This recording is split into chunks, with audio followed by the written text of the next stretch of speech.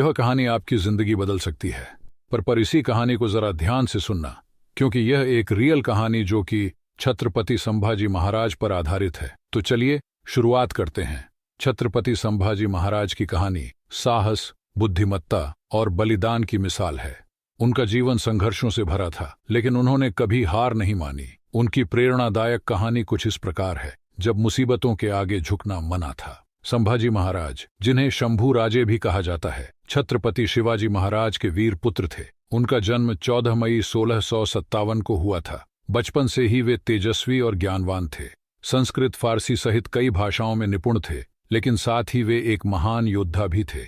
मुगलों और दुश्मनों से संघर्ष। जब शिवाजी महाराज का निधन हुआ, तब संभाजी महाराज को अनेक चुनौतियों का सामना करना पड़ा। मुगलों ने मराठा साम्राज्य को कमजोर करने के लिए हमला कर दिया। उस समय कई दरबारी भी उनके विरोधी थे, लेकिन संभाजी महाराज ने हार नहीं मानी और अपने साम्राज्य की रक्षा के लिए लड़ते रहे।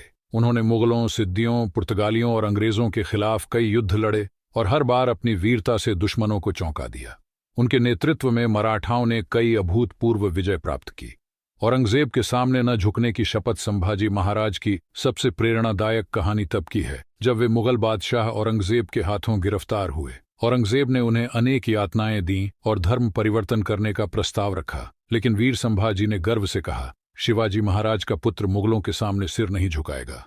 उनका यह उत्तर सुनकर औरंगजेब क्रोधित हो गया और उन्हें नृशंस यातनाएं दी, लेकिन संभाजी महाराज अडिग रहे।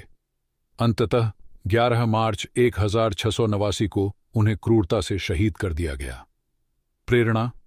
संभाजी महाराज की यह कहानी हमें सिखाती है कि चाहे कितनी भी मुश्किलें आ जाएं, अगर हमारे संकल्प मजबूत हैं तो कोई हमें हरा नहीं सकता। वे स्वतंत्रता और स्वाभिमान के प्रतीक हैं। अगर जीवन में कठिनाइयां आएं तो संभाजी महाराज की इस कहानी को याद करना। हार मानने से बेहतर है लड़ते हुए आगे बढ़ना।